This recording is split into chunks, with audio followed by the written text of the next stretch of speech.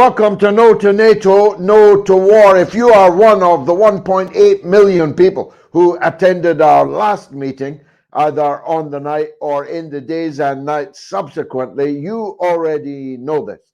But if you are new here, and I earnestly hope that you are, with no disrespect to the regulars, then please know this. Although an initiative of the Workers' Party of Britain, which I have the great honor to lead, No2Nato No2War is a non-party initiative. It is not in any sense a requirement that you sign up to our political program, although I wish many more of you will do so in the days, weeks, months, and years to come. It is not even a requirement that you oppose all wars. I myself do not oppose all wars. I'm not a pacifist, but I oppose unjust wars. I oppose unnecessary wars. And perhaps above all, I oppose imperialist wars, wars waged to impose the hegemony of the imperial power, the United States of America, and its vassals, its satraps who trail along in its wake. But whether you are any or none of the above, politically speaking, if you oppose the NATO war in Ukraine over the dead bodies of millions of Ukrainian people, the war in Gaza, the war in the West Bank, if you agree with us that the very existence of NATO is a harbinger of war and wars to come, then you are most welcome here. And moreover, we ask you to spread the message about the existence of this great, united, anti-war movement, where whatever your political views on other matters, opposition to these wars right now is the only thing that matters. And you will find on our platforms people of wide and varied political perspectives. They're not responsible for my views, and I'm not responsible for their views. But we have come together, as any sane person must, to try and bring about an end to two wars that are raging and that are pregnant with the possibility of wider regional wars, even of global war, inevitably, of course, thermonuclear in character and containing the possibility of the end of humanity as we know it. Pretty big stakes. Now, we say war on two fronts precisely because we believe that this war is a singular war on two fronts, and with the possibility of further fronts to be opened. A front in West Asia, in the Persian Gulf, against Iran, a front in China, in the Straits of Taiwan, in the South China Sea, because we believe that the war in Ukraine was not begun by the Russian Federation special military operation almost exactly 2 years ago, or coming up for 2 years ago, but began much earlier than that, and as a matter of deliberate provocation by the NATO powers, principally the United States, but in the case of the Ukraine, very definitely heavily involving the European Union, who were out there on the streets giving out the cookies to the assembled mass of ultra-nationalist Ukrainians, tinged with more than a little of Ukrainian historical fascism. But the war in Gaza, which I shall address first, is very definitely an Israel-United States of America affair. Not that others are not participating. To our eternal shame, Britain foremost amongst them. The British are giving over their military base in somebody else's country, in Cyprus, without consultation or permission from the Cypriot government itself, for an endless stream of military resupply of the very shells and rockets, killing the very civilians, men, women, and perhaps above all children, that our leaders then go on television to say they are very much fearful and regretful of the damage being done to the civilians being bombed and shelled by the bombs and shells supplied from British sovereign territory in somebody else's country in Cyprus. So the European Union is now beginning to wring its hands over Gaza. Joseph Borrell, the so-called foreign minister of the European Union, though nobody appointed him or elected him rather to that post, no one can remove him. He's the one who famously described the European Union as a garden and the rest of the world as a jungle. And the principal role of his foreign policy was to keep the jungle out of the garden. Not that that kept the garden out of the jungle, of course, because the European Union was always ready to get involved in interfering in other people's affairs. But Joseph Borrell is now sending out daily heartrending messages of despair, calling for a ceasefire in the murderous rampage against the 2.3 million surviving people in the Gaza Strip. He's never seen anything like it, you understand. He's quite shocked he is. Like the police chief in the movie Casablanca on discovering that there's gambling going on in Humphrey Bogart's casino in Casablanca. I'm shocked, says Borrell, that all these innocent people are being murdered, killed in United Nations headquarters, schools, hospitals, clinics, storehouses. He's absolutely shocked and now wants an end to it, leaving us to wonder, was it the 10,000th dead child in less than 70 days that tipped the balance and made him shocked? Or was, like the rest of us, he shocked as the death toll rolled out in real time on our screens, on our telephones, on our computers, and if you are able still to watch Al Jazeera television on TV itself. The other European leaders, not the British, are beginning to vote for an immediate humanitarian ceasefire in the United Nations and in other fora. Not that they're ready to do anything about it. Of course, Russia is still banned from all international competition and jamboree. Israel, however, is still welcome, despite the fact the European leaders are increasingly shocked at the lawless, reckless, bloody mass murder that the country they are still welcoming in to all of their sporting competitions, cultural competitions, and so on. It's the United States of America that is driving the war in Gaza. And even they are beginning to say that, Israel may forfeit the support of the rest of the world if it does not take more care.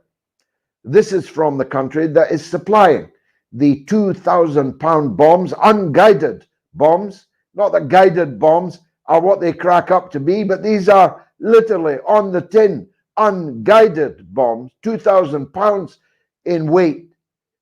Something like 3 Hiroshimas of high explosive has now exploded on and in amongst the 2.3 million people trapped in the Gaza Strip. We're nowhere to run, nowhere to hide, even into the sea, were they to do so. They would still be shelled by the Israeli naval gunboats lined up along the shore. The United States is worried that this horror, which could, of course, continue for many, many months to come, and could lead to, frankly, biblical scenes of mass expulsion into the Sinai desert of millions of desperate, bloodied, bowed civilian people, which could lead to a massacre of hundreds, thousands in a single action. They're worried that that will impact the political cycle, the presidential election upcoming in less than 12 months from now in the United States. The US claims to be frankly concerned about the civilian death toll, all the while continuing to make that death toll possible. And now and again, you catch a glimpse of a nascent wish amongst the powers that someone less ugly, less baggage, with less historic blood-stained baggage than Benjamin Netanyahu were in control of events. But I'm here to tell you, it's my melancholy duty to tell you, that the rest of the potential leaders in the state of Israel are even worse than Netanyahu. Getting rid of Netanyahu will not change a thing. The suffering of the Palestinian people for 3/4 of a century did not depend on Netanyahu, or even on Sharon, Begin, Shamir, and the others in his school of Zionism, the revisionist school of Zionism, founded by Jabotinsky, founded and based on the fascist hordes of Mussolini fascism in Italy. It did not depend on them. In fact, most of the biggest crimes committed against the Palestinian people were committed by governments calling themselves Labour, which may come as a surprise to you or may not, in the wake of declassified UK's revelation this evening about the way in which the Labour leader Tony Blair, first, I say first because he went on to make an art of it, first deceived the British Parliament, of which I was a member, over Iraq back in 1998. And I want to add my voice here for those demanding that Sir Tony Blair now be stripped of his knighthood, a proven liar who these new documents show deliberately lied to the House of Commons, cannot continue to enjoy, surely, the King's favour as a knight of the realm. To the other horsemen of the apocalypse, riding hard, roughshod over the people of Gaza, we must now add pestilence, disease, and biblical floods. Anyone who has seen the pictures today of the Palestinian people up to their waists in flood water, in sewage water, for all water and all sewage has long ago been destroyed in Gaza in the course of this Israeli onslaught, carrying old ladies over their shoulders up to their waists in dirty, filthy, disease-strewn water into what remains of the health system in Gaza, which long and long ago passed critical point. We'll realize that the demand for an end to this slaughter is the #1 international imperative in the world today. But what of the other front? Well, all the people you're going to hear from tonight would be entitled to say, I told you so. We probably won't put it quite like that, but no one should be surprised at what the outcome, now visible, is of the NATO war against Russia over the bodies of millions of people in Ukraine, killed, wounded, maimed, and whose lives have been destroyed by the NATO attempt to break up Russia into little pieces, to balkanize Russia into manageable pieces that they could then go on to manage and control. No one should be surprised that Russia has won the war. We three who are speaking to you tonight, all said that that was the only possible outcome. And frankly, although Richard and Dr. Piers Robinson are actually rocket scientists, politically speaking, you didn't need to be. You could have left school at 16 like me, but knew something of the world in order to know that no hyper-nuclear armed country can possibly allow itself to lose a war on its own border, waged by its number one international adversity, that if such an eventuality ever for one moment seemed like a possible outcome, that nuclear war between the superpowers would undoubtedly result. Thank God, so far, that has not been necessary. The slow grind, exceedingly slow grind, of the Russian armed forces has finally begun to prevail on a mass basis against the armed forces of the Ukraine, who fought bravely and who've paid a terrible price for Joe Biden's obsession with a war against Russia. And the only question now is where the Russians will stop. If they wanted to, they could fulfill the regularly expressed worst nightmares of the NATO statesmen and women, the EU statesmen and women. They could be on the Polish border before you could say Dr. Piers Robinson. But I'm going to close my remarks there. I'll come back at the end and invite you to listen to one of the academics of our age, marked not just by academic brilliance, with an ability to put into words thoughts that everyone needs to absorb and learn from, but with that X factor, the X factor of courage. Dr. Piers Robinson has suffered the slings and arrows of the censors, of the shadow banners, of the witch hunters, all for telling the truth. And by the grace of God, the truth marches on and vindicates him and others like him. Please listen to Dr. Piers Robinson, the first speaker tonight on No2Nato No2War. Dr. Piers, a big welcome to you. What's your take on the war on two fronts? Well, it's very good to be with you, George, and it was very good to hear your comments, and also to say thank you for all the work that you've done over the years in terms of speaking truth to power and to challenging the war machine that we've been living through. What do I make of the situation we're in now? I mean, I think we are definitely at a critical, pivotal moment in Western history. And I sometimes wonder to myself, yeah, how far do we take this back in time?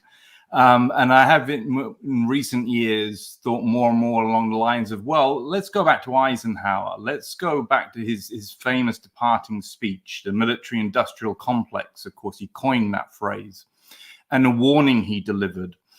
And, you know, you have there this very powerful insight from a departing US president that things are going badly wrong within our political system. Of course, he's talking about the war machine, what was to become the permanent war machine. Kennedy comes in, Kennedy is assassinated, and it's very clear who is responsible for that. You have the escalation in Vietnam, and you have the long course of the 20th century with, it's called a Cold War, of course, but it was not very cold in many parts of the world. Vietnam, Central America, South America, the role of the CIA, the overthrowing of government. And then, of course, we get to the 1990s, and we have this brief moment when Fukuyama tells us that, oh, everything's fine now. We're in an era of peace and democracy, and the world is going to move forward.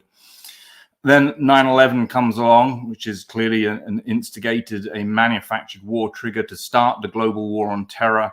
And that takes us, I think, in the last 30 years, or 22 years, this is the kind of phase in history where we have seen what I think is primarily the gradual and rapid weakening of the Western Empire.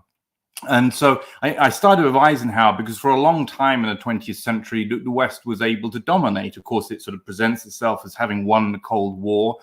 We had the sort of, in inverted commas, humanitarian interventions of the 1990s. And then with 9/11, we had major conflicts and major engagement in the international system. You mentioned Tony Blair there. And of course, we know now that Tony Blair and George Bush were busily planning regime change wars in the immediate aftermath of 9/11. We know that those wars were planned prior to the 9/11 event. And the wars Afghanistan, Iraq, and then bleeding through to Syria, Libya, and then to where we are now with this essentially a confrontation with Russia over the Ukraine, and now this terrible situation in the Middle East where genocide is being committed against the Palestinians. I mean, this shows us, I think, how far we have now sort of come in terms of, you know, a strategy of imperial belligerence to maintain Western power. We saw it being, this was what the Project for New American Century was talking about in the 1990s. This is what we've clearly seen rolled out over the last 20 years. But, and this is really coming to my point, it is now very clear that this is, in a sense, a kind of desperate last roll of the dice by the power centers in the West. This is about trying to, as the Project for New American Century documents were saying, well, we've got to take this opportunity to shore up our position in the international system before the next competitors come along, before we have a major geopolitical shift in terms of the distribution of power. And that's what they've been doing. And I think, as you said at the end of your talk, they are very, very clearly losing at this point. We can see it very, very clearly in the Ukraine. I doubt very much whether Israeli-US aspirations can be, in the long run, achieved in the Middle East. It's quite clear that there are tectonic shifts going on. You know, we see Syria coming back into the Arab League. We see, relationships between Saudi Arabia and Iran being repaired, and so on. All of this is a powerful sign that the Western Empire is at this point of not being eclipsed, but certainly weakening beyond all recognition. And the kind of belligerence that we've seen and the destructiveness and the blindness that we've seen from our liberal establishment, just soaking up the propaganda, being conned over the Iraq invasion and weapons of mass destruction, being deceived over 9/11, being deceived over Syria, the chemical weapons issue, which I've been involved in building that propaganda narrative. These lies and the propaganda, I think, has reached a peak and becoming extreme now that we're seeing. But it's becoming extreme because the Western Empire is basically struggling now. And I think, in a way, whatever kind of, however hard the permanent war machine pushes to keep going for, some kind of absurd idea that victory can be gained in Ukraine, or Israel can sort of remove Palestinians from all of those territories, however much they believe they might have soaked up their own propaganda and been absorbed in their ideology of Western superiority, they're up against a hard stop now. It's very, very clear that the international system has changed. We have BRICS. We have, across all the categories, whether it's military, economic, or ideational power, that idea of the kind of reputation and the credibility of the West, all of those are significantly diminished now. And, I guess my one hope in all of this is that enough people within the Western establishment, the people that you and I have been challenging and pushing back against for a long time, that at least some of them are going to start to wake up and smell the coffee and realize that we can't carry on with this belligerence in the international system. The empire is over. We need to start to find a different way of operating, working with other power centers in the international system. They've got enough failure under their belt now, right? Afghanistan, Syria, and obviously the Ukraine, that maybe there are going to be enough of them who start to realize we need to turn things around. I don't know. Empires can drag on for a long time. Doctor, let me ask you something.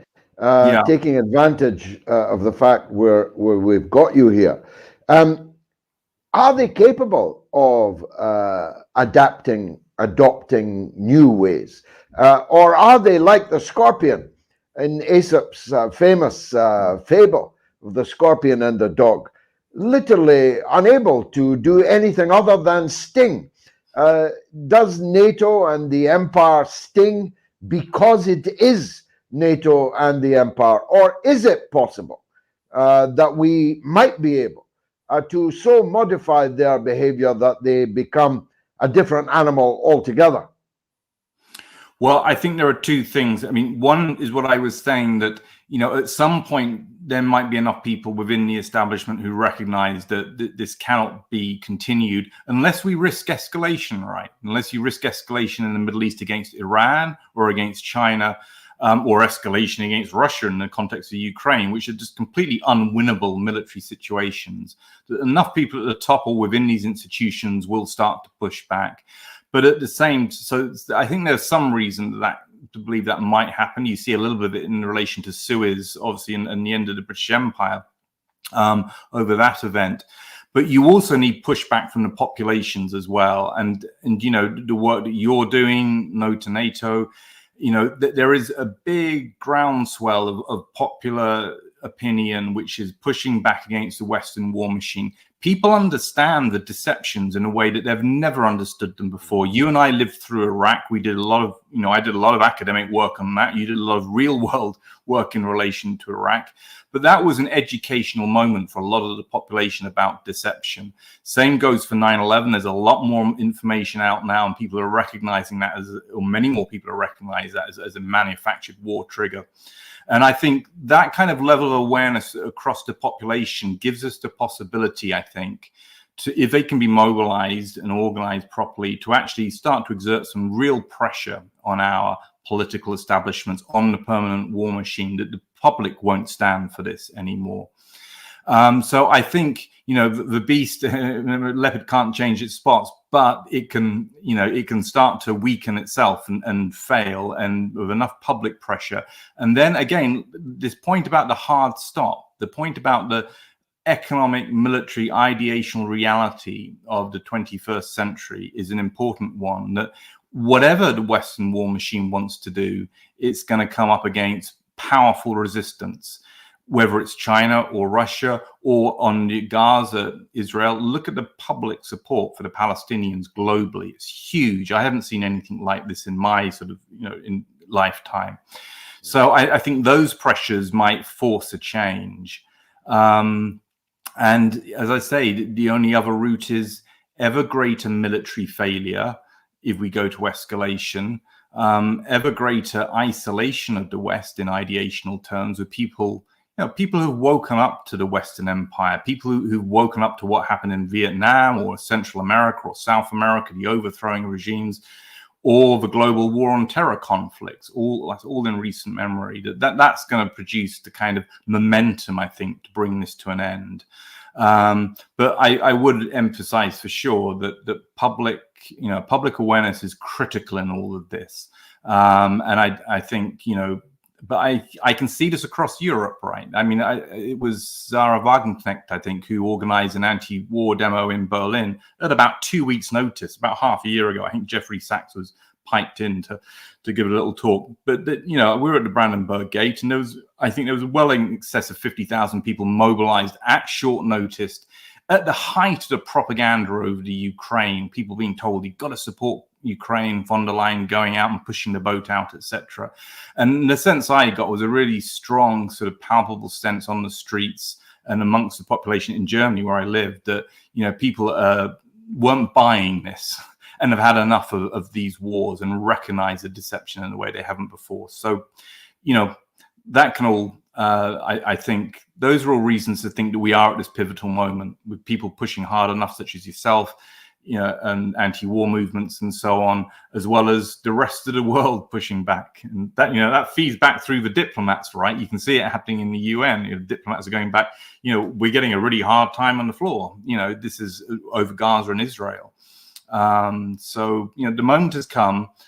They just need to wake up to reality.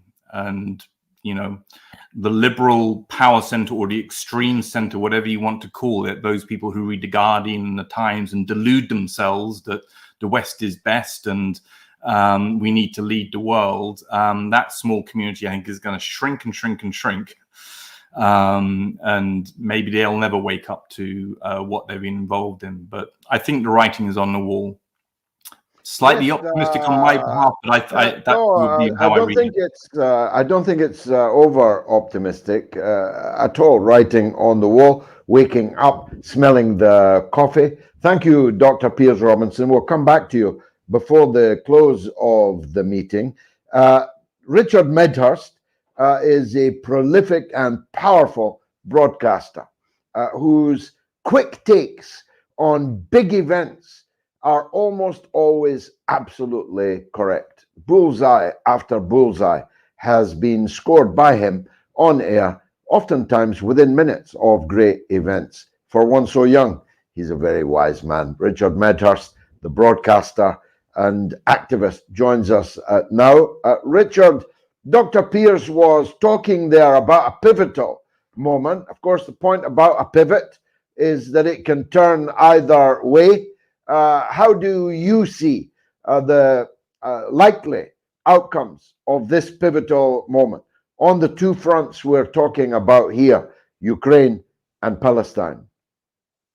Hi, George. Thanks for having me on. I appreciate the introduction, and it's great listening to you and Piers, and I admire your work and everything you've done for the anti-war cause.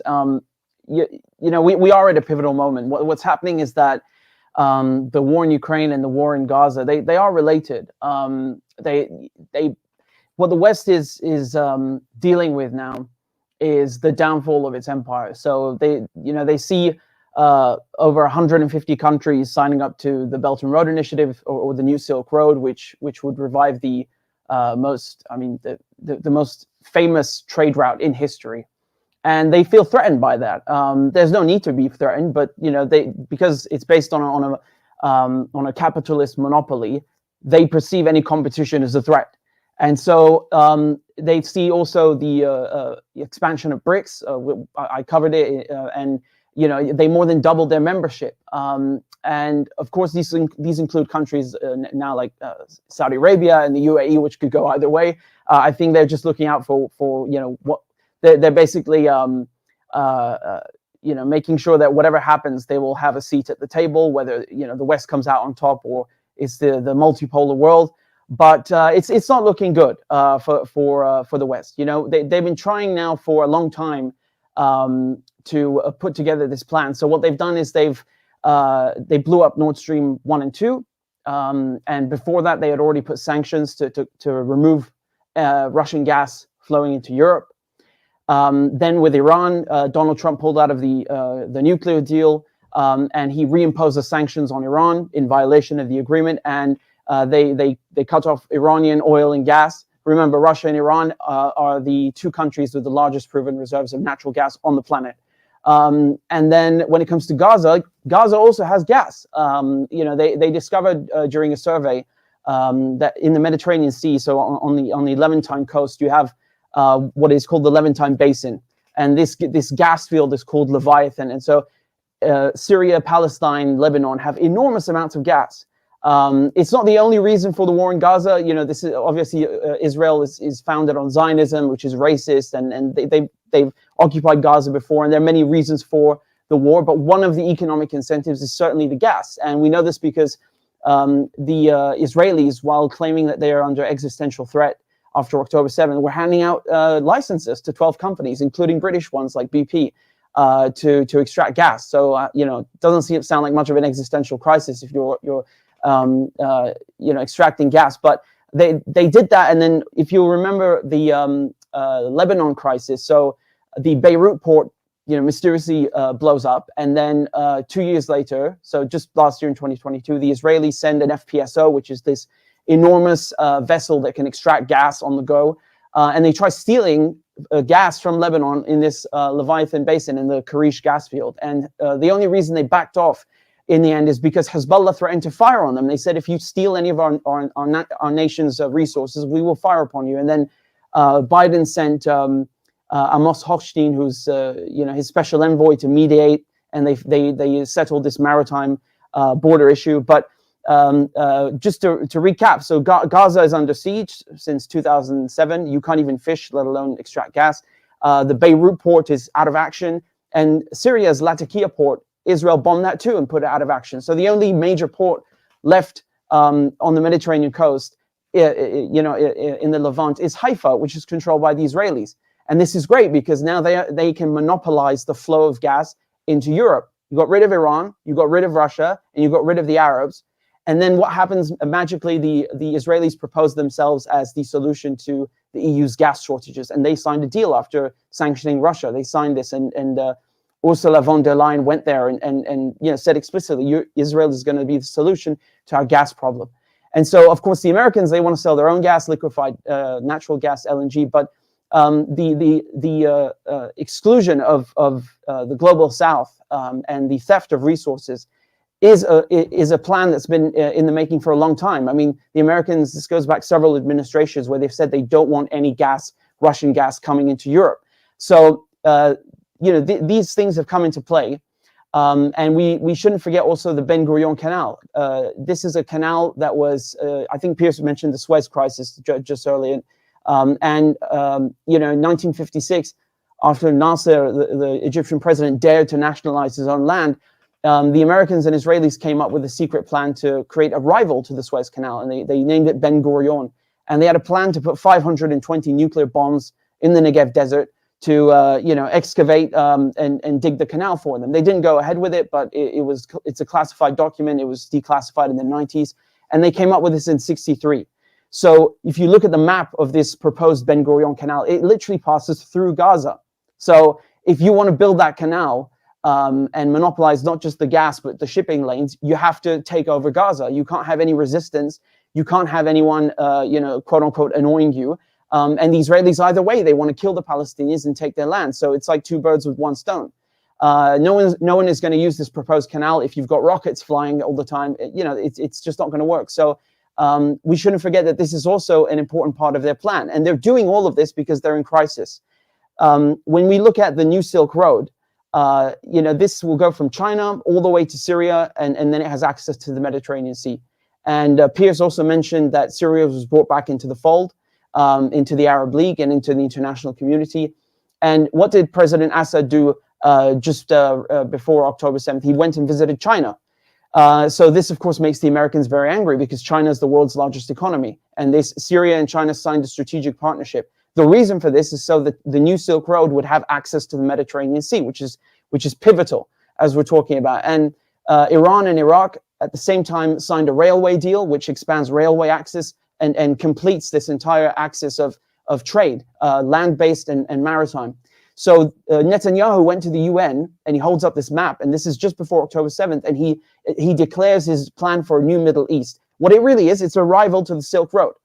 So, once again, the wars that we're seeing in Ukraine and Gaza, we have to talk about the historical context. We have to talk about occupation. We have to talk about Israeli occupation and NATO expansion. They are absolutely the reasons behind these wars, but we shouldn't forget that there are these massive economic incentives and this crisis, this existential crisis in their minds of these Western leaders, that they have to compete against the global South. They have to steal the resources. They have to control the shipping lanes, and that's not turning out very well for them, is it? I mean, just today, Yemen, they fired at one ship and very narrowly missed, and then they ordered another one to dock in Yemen, and the Red Sea is basically closed now entirely to Israeli ships.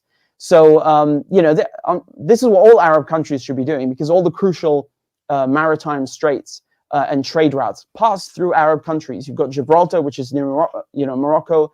You've got the Suez Canal, which is through Egypt, and then the Bab el-Mandeb Strait, Yemen, and the Strait of Hormuz between Iran and Oman. So, if Arab leaders, if we had real Arab leaders instead of these Western stooges, they would have shut down the Suez Canal from day one. They would have shut all these straits, no Israeli ships, no Western ships, and they would stop bombing Gaza within 30 minutes. That's the only language they understand. And an oil embargo, of course, would help to deal a significant blow. It's very important to tie these things together, because when you understand the racist reasons behind the Israeli occupation, you understand the nefarious nature of NATO expansion. You also need to add to that the economic incentives. They are important. They wouldn't go to these lengths if they weren't important, and they wouldn't be trying to control all the shipping lanes, destroy and sabotage the Silk Road. And the way the Americans are trying to do that is, we should remember, they occupy 1/3 of Syria. They've been trying to take the regions of Hasaka and Deir ez-Zor and link them up with their base at Al-Tanaf, which would completely cut off the Syrian border from Iraq. And that way, this new Silk Road would be sabotaged. And they also tried stopping Iraq from repaying Iran for its fuel. So these things, they must be taken into account. They must be put into context, and they really expose the self-destructive nature that our leaders are putting us through. And it's stupid, because there's no need to rival China or to rival Iran. The Belt and Road Initiative is not exclusive it doesn't leave out Western countries. We could easily join. Italy tried joining, and then they left because of American pressure. We could easily get along and get on with the Chinese, with the Iranians, with the Russians, and the rest of the world and the global South. But our leaders choose not to, and they have to be replaced. They have to go. They don't represent the will of the people. You can't tell me that all these people coming out and protesting, are represented by their governments. They're not. Western countries are inherently anti-democratic, because you can see on television every day people are protesting. They don't want the West to support Israel, and the leaders don't care, and they go ahead and support Israel anyway. So this is not democratic. This doesn't represent what people want. And if people knew the truth, if we had a proper media and proper education system, even more would come out in opposition to this pathetic foreign policy, this aggressive imperialist foreign policy. We need to find a way to return to humanity, to civility, and learn to live with others, because this is going to screw everyone in the West in the end. Humanity, civility, and living with others. Richard Medhurst, thank you for that very, very powerful tour de horizon. Turning finally to you for a roundup, Dr. Piers Robinson. Richard makes the point that while there are very palpable, powerful, material reasons for Israel's onslaught in the Gaza, the gas, the canal, and so on, there is an element, a more, if you like, primordial element to this. And it is the supremacism, the idea that fueled the westward expansion of the European settlers in North America, for example, the idea that somehow God, that manifest destiny, had given them not just the right, but the responsibility to steamroll any and everybody who was there, because by definition those people were less than them, that they represented some kind of savagery which we savagely exterminated and annihilated. My take on Israel is that they are, if you like, a 21st century reincarnation of that 17th, 18th century force that exterminated the original American people, 100 million of whom were massacred from the north of America all the way to Chile. What's your view on that? Well, I think that's correct. I mean, if you look at the Zionist ideology, and my colleague David Miller does extensive work on this, as you know full well. I mean, the ideology is based upon a notion of supremacy. And, this is clearly not a million miles away from the Western Empire and what we have seen over hundreds of years. I think, Rich was absolutely right tying in, that there is an interweaving between core material interests, battle over resources, and then the ideologies and the belief systems. And there's probably an interplay between the two, but you have to understand all of these things in order to understand the motivations. And I guess, where that puts us in the West is, we have this supremacist ideology, which you can trace back through hundreds of years. It underpins the empires, the imperialism, etc., that we've seen over the last 400 years, is underpinned, as you rightly point out, the legitimation of the wiping out of indigenous populations in multiple settings. So you have this wicked combination between a sense of supremacy and then the kind of core interest, the driven greed, the desire to accumulate, and the desire to exploit in order to shore up our societies, our countries, and so on, and to be on top of the world. And so I think these things have interwoven, and this has been the truth behind the West. The liberal mask has created a facade, has blindsided many people in the West as to the reality of what's going on. We think we're we don't do things, we don't go to war for economic reasons. We're here on the side of good and so on, and et cetera, et cetera. And that has always masked this kind of sense of supremacy, this superiority, which I think is still in there, even amongst those sort of liberals who like to lay claim to being sort of progressive and so on. Sort of, you know, when they're sort of really sort of dig down deep, you'll see that they have a kind of essentially a supremacist attitude towards world politics. And as Richard said, you know, we have to now start to learn to recognize that we cannot no longer dominate for all the reasons we were talking about before. And we need to start to, you know, not just act, but also think in terms which recognize the equivalence of other power centers, of other societies in international system in a way that we haven't before. So it's kind of this perpetual sort of belief in, you know, people should be following the lead of the West, and you see it in all the discourse around, you know, international rules and so on and so forth, and the international community, which is really essentially the West. That mindset, which has gripped the mind of Western diplomats and political establishments for many, many years, needs to come to an end. And that's going to require this recognition that we need to see ourselves as equals to other power centers in the international system, and to find ways of cooperating. And as Richard said, you know, there's no obvious lose in all of this. This is a new reality for the West, but it will be a better one for most of the Western populations. I suspect at the moment that, you know, there are elements within the military-industrial complex who are benefiting well from the arms sales and from the war and the conflict, but that's a very narrow strata of Western society. Most people don't want this. This isn't good for most people in the West. And so, you know, I think that that's going to push through and change things at this point in time. Dr. Piers Robinson, thank you very much indeed for your wisdom and eloquence. Richard Medhurst, the last word to you.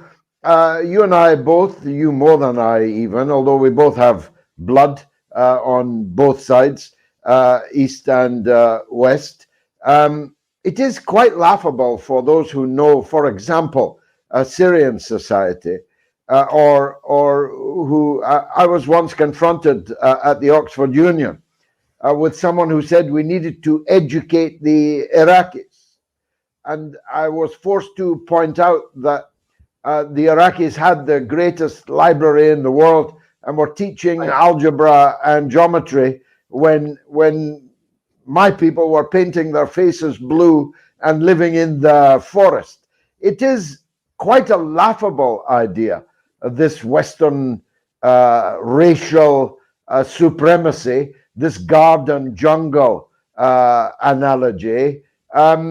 It must be galling, maybe it's amusing in part, when confronted with the idea that Joe Biden and Donald Trump and George W. Bush somehow represent a superior cultural society, civilization to Johnny Arab in Damascus, the world's oldest city. Last words, last thoughts from you, please.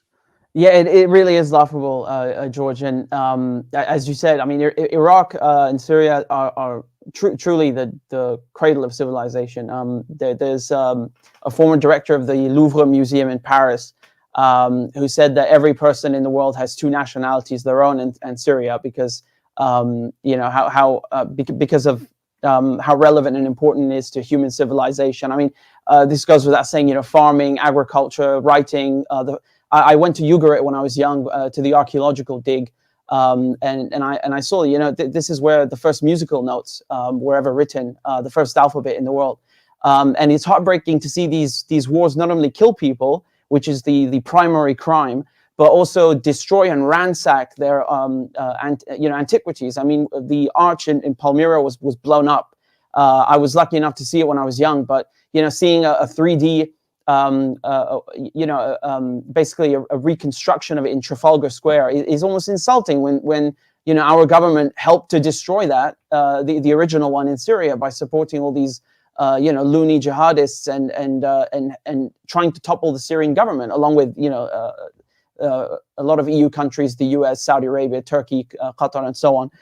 It's really laughable and insulting at the same time. And during the 2003 invasion, the Americans also went to the ancient city of Babylon, and they built a helicopter pad on top of it and filled their sandbags, with pieces of this ancient city, which is, I mean, I really struggle to find words to articulate how ignorant this is. It's truly shocking, because it's not only an affront on Iraqis, it's an affront on human civilization and history, on everyone's. So this idea that we represent like a superior civilization in the West, I don't know. It's like Piers was saying, this is propaganda, indoctrination that we have to, that people, leaders in the West tell people in order to help them rationalize in their heads these horrific acts that they go and commit when they invade Iraq, when they murder people face to face in Afghanistan, or when the Israelis are killing Palestinians. They're indoctrinated, they're brainwashed into thinking they're superior. Another thing that I would also like to add is that right now, and not just now, but for decades, they've been trying to portray any resistance in the Middle East as exclusively Muslim. This feeds Islamophobia, because they want to say basically that all Muslims are terrorists, and it's first of all, it's insulting, and it's also just wrong. I mean, the resistance in Palestine was pioneered by Christians, not only Christians, but many Christians like Georges Habash. Right now, Georges Abdallah is still in prison in France. He's the longest political prisoner in Europe, 40 years in prison, denied him parole over and over and over because he resisted against the Israelis. There's also the Catholic Bishop Kabuchi, who smuggled arms into the West Bank to help Palestinians resist. These are all Christians, and I know it goes without saying that you have Christians in the Middle East, obviously, because the religion comes from there. But it is Christmas soon, and there is a war in Palestine, and they are trying to paint people as Muslim extremists. So it is important to re-explain that Jesus was a Palestinian. That you have Christians, you have Jews amongst Arabs, of course. That's where these religions come from. And when Hamas or Hezbollah or the Yemenis are fighting against American and Israeli occupation, they are fighting for all occupied peoples in the Middle East, whether they're Jewish or they're Christian or they're Muslim. The religion is irrelevant, I think that's important to recall, especially as Christmas is in 2 weeks. People are going to be singing Christmas carols and all these things while Jesus' birthplace is being bombed. I mean, the irony of that is, it's very heartbreaking, and it's worth repeating, because the West have used Christianity as part of their agenda in controlling the place that Christianity comes from. So there's a huge irony there that people in the West want to lecture the inheritors of these three major religions about their own religions and culture. So it's worth pointing out. As long as countries, especially Western countries, attack the cradle of civilization, this will always be a major contradiction, and there's absolutely nothing superior about that. Superiority is diplomacy, is peace and humanity. That's what it means to actually be superior, so to speak, figuratively. But it goes without saying that if we care about international law, if we care about human rights, we can't support Israel and we can't keep bombing other countries. These are direct contradictions, and it's certainly un-Christian behavior. Richard Medhurst, Dr. Piers Robinson, thank you both for your wisdom and eloquence on this public meeting of No to NATO, No to War. It is indeed Christmas time. I myself was in a nativity play in the audience just yesterday. And there will be millions of these nativity scenes enacted by innocent, pure children in schools all over the world. And it is important to take this opportunity to make clear that the idealized scene of Bethlehem that is the backdrop to the whole nativity story is, of course, as Richard just pointed out, so at odds with the situation of the birthplace of Jesus this very day, being bombed, being raided, its people being killed, being captured, blindfolded, manacled, tortured, killed, being locked up by checkpoints that are forever closed between the great city of Jerusalem and Bethlehem, only a few miles apart. It would take you many hours indeed to travel between the two. If Mary were on her journey this evening, Jesus would be giving birth at a checkpoint. If indeed the mother, the Holy Mother, Mary, was not murdered at the scene of the crime in Bethlehem.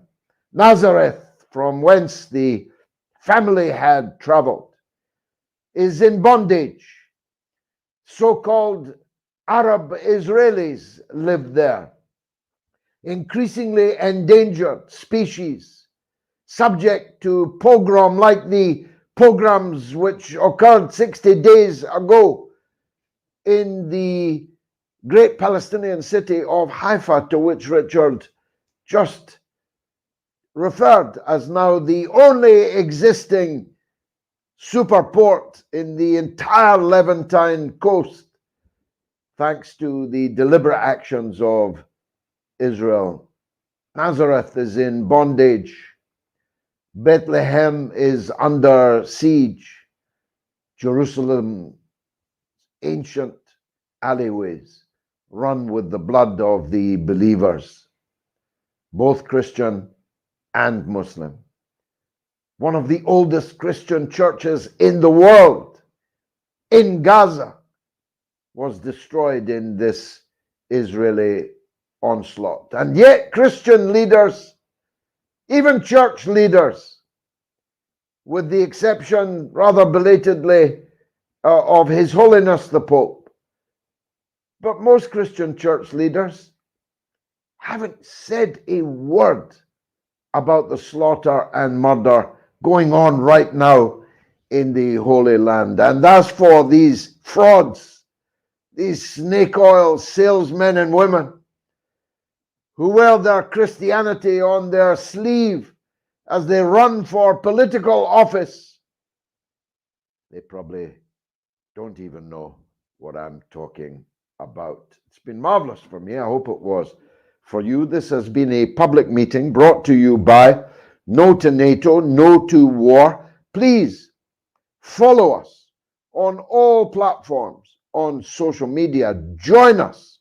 No2Nato No2War. It remains only for me to thank the Workers' Party film and communications cadre who do such great work on these occasions. To Alan, to Sean, and to Chris, thank you for all your work setting up this meeting and bringing it to what I hope will be an even bigger mass of the global public than viewed the last meeting, 1.8 million strong. We'll be back in 2 weeks' time with the latest story from the war on two fronts. I've been George Galloway. You've been a wonderful audience. Thank you for joining me.